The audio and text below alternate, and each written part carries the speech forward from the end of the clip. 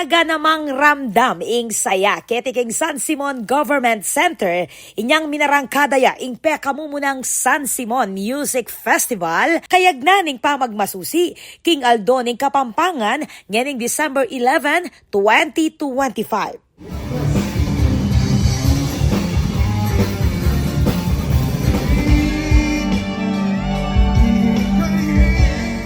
Mabiyaya ingen tablado king energy dareng homegrown Kapampangan artist. Nung rin, bida ing performances dareng 24K.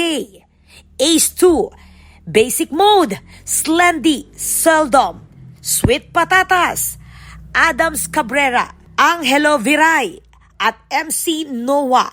Kabang deng content creators Alina Bells TV at Buboy Kabulakboy reng megsilbing host ning programa. Sige na tao kita malabat po naman airport. Yako naman na lang pinansin ka na ako. Agpang kang acting Mayor Ann Canlas kapag nasaning festival ing i-showcase ing talento at manatad saya para kareng Simonians bilang parti na pamurin ning selebrasyon ning San Simon Day. Lalawin niya nagawan ni Nene every year.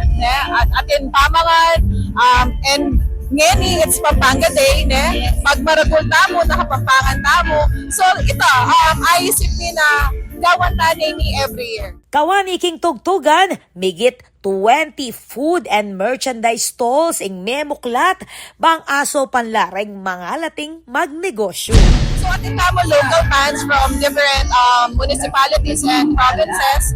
And ready na mga food stalls tamo, many patalarin po rin kaya katamong magtinda, kaya rin po San Simon. Lakwas pang megpasayaking bengi, ing masala at makuleng Christmas decorations ketiking government centers ang ini magsilbing bayong pasyalan da rin kabaler.